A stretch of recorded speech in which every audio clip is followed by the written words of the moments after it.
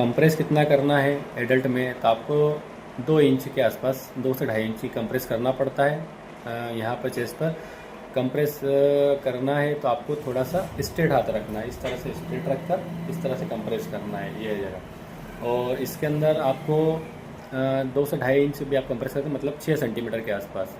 अब बात आई कि बच्चों की, अब आप सोचेंगे कि बच्चों के अंदर तो ये सब चीज़ें बहुत कम होती है, लेकिन नाउ डेज आजकल के खान पान की वजह से या फिर बोले कोरोना के बाद से भी बच्चों के अंदर भी आप कैसे सुन रहे हैं कि 5 साल के बच्चे को ऐसा हो गया, स्कूल के अंदर हो गया, या फिर छोटे बच्चे को हो गया। तो अगर 1 साल से 8 साल तक का बच्चा है, अगर उसे इस तरह से कहीं पर ये प्रॉब्लम आती है जिसे आपको सीपीआर देना पड़ता है, तो उन्हें आपको 2 इंच के आसपास कंप्रेस करना रहता है।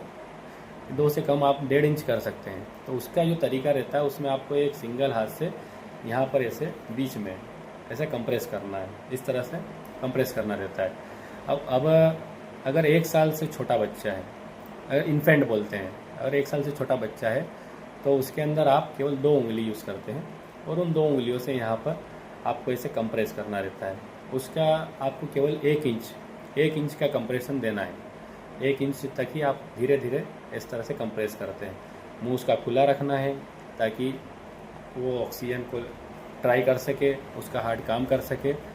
तो ये एक छोटी सी जानकारी मेरी तरफ से थी कि कार्डियोपल्मोनरी रिससिटेशन मतलब सीपीआर, जब भी किसी पेशेंट को अटैक आता है या उसका हार्ट बीट करना कम कर देता है तो उस समय आपको क्या करना है। इसके अंदर एक चीज़ देखी जाती है कि आपको पल्स कैसे देखनी, पेशेंट कितना होश में है। तो आपको यहाँ पर आपको दबा कर देखना है, जैसे बोलते हैं carotid.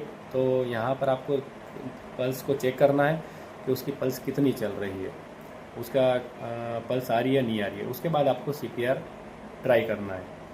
Thank you very much.